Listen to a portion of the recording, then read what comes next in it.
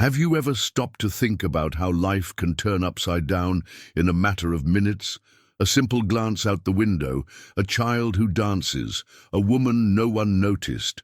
That's how Fernando Azevedo, a millionaire accustomed to the icy silence of executive decisions, saw his carefully constructed world begin to crumble with the soft sound of a child's laughter. What seemed like an ordinary moment became a portal to a mysterious past, a repressed vocation, and most importantly, an emotional reunion that he never imagined he would experience. Maybe you can relate. Too busy, trying to keep everything under control, avoiding old pains. But what happens when the very thing you avoid collides with your child's genuine joy? When empathy wins over routine and a maid hides more talent and pain than you can imagine. This story is a deep dive into traumas, miscalculated decisions, and the emotional dances we all do between fear and affection. If you've ever experienced a time when you felt like you lost what mattered most while trying to protect it, this story will speak directly to you. And get ready, there's family reconciliation, a missing ballerina, redemption, and a ballet audition that could change everything. The stage is set, and the curtain will rise now. Fernando Acevedo was the kind of man you would never imagine laughing at something silly or losing track of time because of a nap. Impeccable suits, glasses of whiskey measured by eye as if they were a chemical formula. Everything in his life followed an almost military rhythm. Routine was his armor. He hid behind it as if he were afraid of any crack that might reveal unresolved feelings. And it was no coincidence. Grief had made him a master at the art of keeping his distance. His only son, Miguel, grew up in this cold and calculated environment where words were few and silence weighed a ton. Nothing, absolutely nothing, seemed to get out of control in that mansion of marble and silence until that day. From the top of his office overlooking the well-tended gardens, Fernando saw the impossible happen. Miguel, the withdrawn boy, was dancing, but not just any dancing. He was spinning with a freedom, a joy that Fernando hadn't seen in years. And there she was, Sofia Dantas, the new maid, leading the scene with disconcerting sweetness. That made him stop, not because it was ugly or wrong, but because it was unexpected.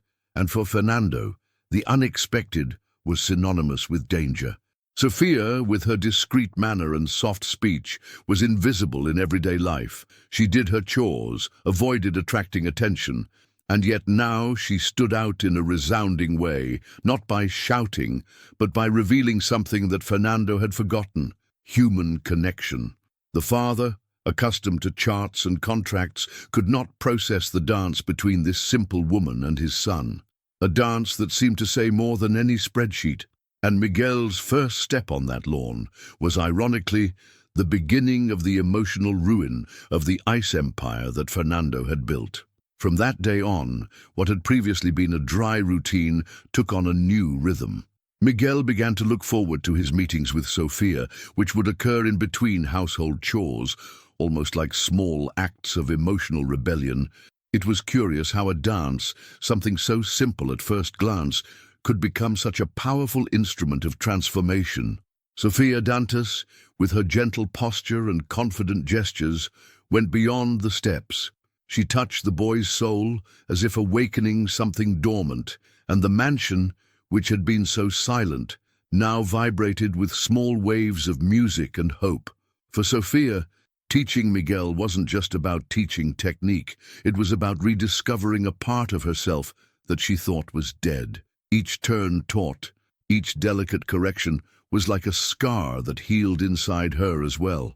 The withdrawn boy let loose with each class, and the woman with a hidden past found space to breathe again. It was a mutual exchange, as if each movement he made freed something inside her. A repressed vocation, a pain transformed into art, a redemption in a slow and measured rhythm, and therein lay the secret. The dance was more than entertainment. It was healing. It was as if Miguel, without knowing it, was using the steps to mourn his mother, and Sophia, without meaning to, was dancing her way back to life after a trauma that had driven her to the sidelines of the world. What Fernando saw from the window was merely the external reflection of a deep connection that was forming, an invisible connection between two broken souls. And that, for someone who had always used control as a shield, was frightening. Miguel has always been a boy of long silences and shy smiles. Since his mother's death, he seemed to live in a universe of his own, made up of books, songs hidden on his tablet, and dreams that no one knew existed. Fernando Azevedo, his father, thought he was doing the right thing. He filled the boy's time with classes, tutoring, appointments, everything to keep him safe and occupied. But there is a huge difference between keeping a child busy and keeping up with him. And unfortunately, Fernando only realized this when he saw the boy's excitement flare up outside of his planned schedule. Sofia Dantas didn't know how big of an impact she would have when she approached Miguel. At first, it was just a whispered, "Do you like to dance?" among the flowers and shadows of the garden, but it was enough to open a door that no one else had tried to unlock. Miguel began to blossom, not in silence but in movement. And each rehearsed step beside Sophia was a restrained cry saying, "I'm here, Dad, can you see?" Dance wasn't just art. It was emotional language. It was rescue. And Fernando, with all his rigidity, still couldn't decipher this new vocabulary. While the son rediscovered the pleasure of existing, the father was drowning in the discomfort of losing control. It wasn't just jealousy. It was fear of being replaced, of being left aside in his own son's heart. Because that's what happens when someone fills the space we've ignored. The bond between father and son began to fall apart. And the saddest part, Miguel was finding himself, but Fernando still didn't know how to find him again. The dance became, for both of them, the fine line between closeness and distance. Fernando Azevedo has never been one to leave loose ends. When something goes off script, his instinctive reaction is to investigate, calculate, and neutralize. And that was exactly what he did when he began to notice Sofia Dantas's influence over Miguel. For him, a maid simply could not take up so much emotional space without raising suspicions. It was as if the bond between father and son, previously fragile and almost invisible, was being rewritten by a stranger, and this made him feel threatened in his own territory. Without hesitation, she turned to security cameras, sought information, and requested reports. And that was when Sophia's mysterious past began to reveal itself as a dramatic plot that no CEO would be prepared to deal with. She was not just an efficient employee, she was a missing ballerina, a promising star of the National Ballet who had disappeared from the stage without a trace after the tragic death of her fiancé, also a dancer, days before an international debut. The trauma paralyzed her. The grief, deeper than any tears, made her bury her vocation as if burying a piece of her own soul. Fernando, with all his charts and goals, didn't know what to make of it. How could he reconcile the image of a woman who washed dishes with that of someone who had already moved audiences around the world? How could he understand that she had chosen anonymity as a means of survival? That revelation shook something inside him. Not just distrust, but also a quiet uneasiness. For the first time, he realized that there was much more beneath the surface than his eyes, accustomed to financial statements, could capture. And deep down, that was starting to hurt. Fernando couldn't stand feeling out of control, and with Sofia, things got out of control very quickly. The fantasy of not having given permission for the dance lessons was already bothersome. Knowing that Miguel was now smiling because of her was the trigger. Then in one of those outbursts that only those who don't know how to deal with their own emotions understand, he confronted her. The scene took place in the old music room, an almost forgotten place in the house. Miguel was rehearsing, smiling, Sofia next to him guided with firmness and sweetness, and that's when Fernando entered, like a hurricane. The atmosphere froze. His voice cut through the room like a blade. "What's going on here?" The boy flinched. Sophia maintained her posture. She tried to explain with dignity and calm that she was only teaching Miguel to dance because he had asked her to. But Fernando, blinded by wounded pride and fear of what he didn't understand, didn't want to listen. The argument grew. The words became harsh, heavy, and finally the cold sentence came. She was fired. There, in front of his son, in front of a newfound bond, Fernando ripped away the only source of sincere affection that Miguel had known in years. Sophia didn't argue. She just lowered her head and accepted the order with the same serenity she used when teaching pirouettes. She left in silence. No dramatic scene, no screams, just the devastating weight of absence. Miguel ran to his room, tears choked in his throat, and Fernando went to his office, as always. But this time, the silence in the mansion wasn't comfortable. It was deafening. It was the sound of something important escaping through the cracks in his pride. And he didn't know it yet, but the dance wasn't over.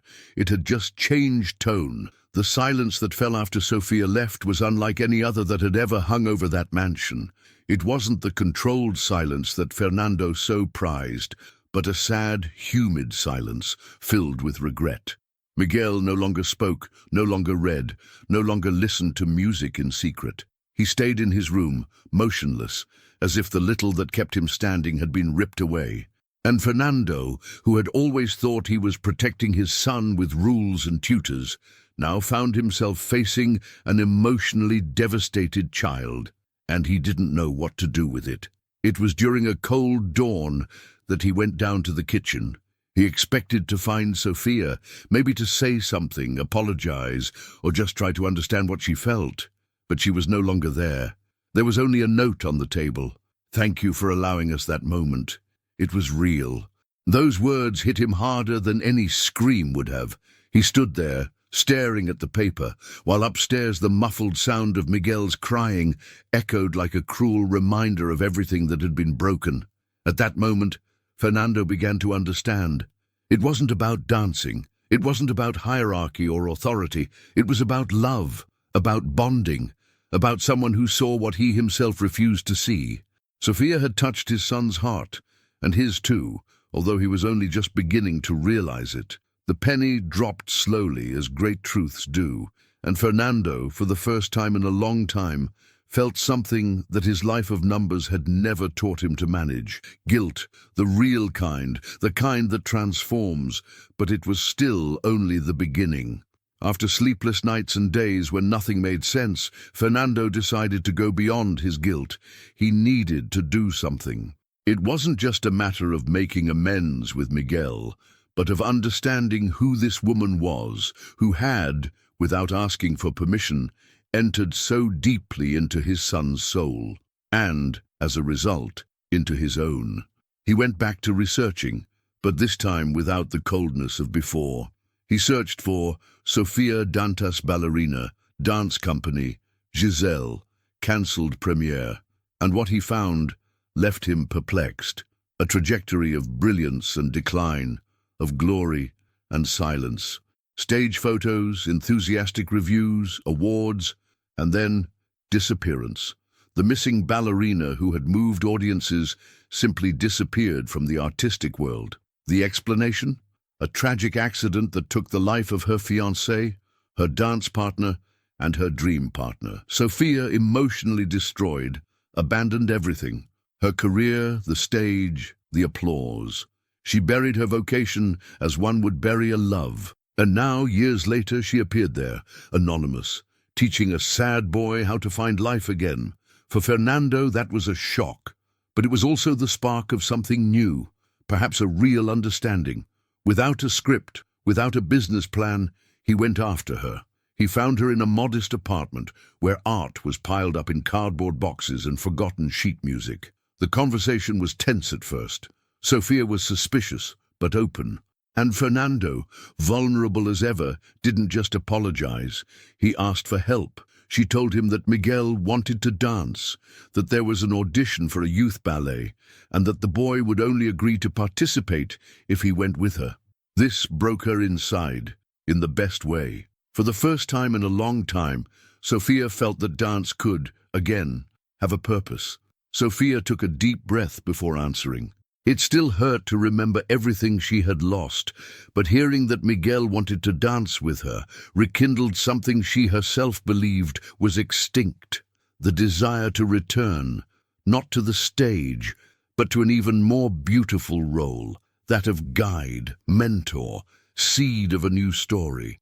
She accepted, but made it clear, if she was going to do it, it would be for real. It would be with demand, dedication, and soul. The ballet audition, scheduled for 3 weeks later, became the new emotional center of the lives of those 3 characters. Classes started again, this time with Fernando nearby, still clumsy, not knowing exactly how to fit in, but trying.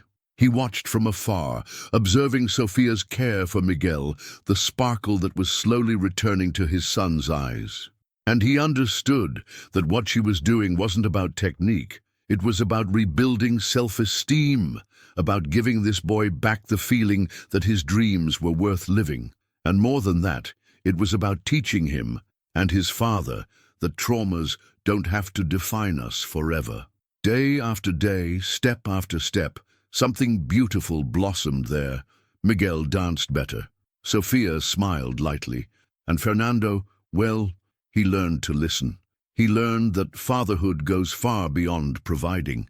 It's about being present, about recognizing when you're wrong, about making room for sensitivity, even when it goes against everything they taught you about being strong. Deep down, it was as if that house, once silent and cold, was rehearsing its own steps toward family reconciliation. Because sometimes you have to unlearn in order to relearn how to love. How many times do we distance ourselves from the people we love most, thinking we are doing the best we can? How many times do we stop listening, seeing, feeling, all in the name of control, routine, fear of suffering again? The story of Fernando, Miguel, and Sophia is a subtle reflection of what many people experience without realizing it. The urgency to heal bonds, to rescue dormant vocations, to allow art, whatever it may be, to transform us from within. And now I ask you, what in you is silent, repressed, forgotten? Who in your life needs more presence and less imposition? Sometimes a simple, "Do you want to dance?" can open paths of affection that no rational plan would be able to build. And sometimes you have to lose something valuable to learn to value what really matters. If this story touched you, subscribe to the channel, turn on notifications, and share it with someone who also needs to hear this. And leave your thoughts in the comments. Which part touched you the most? We are together on this learning journey, and each story like this can be the missing step towards transforming yours.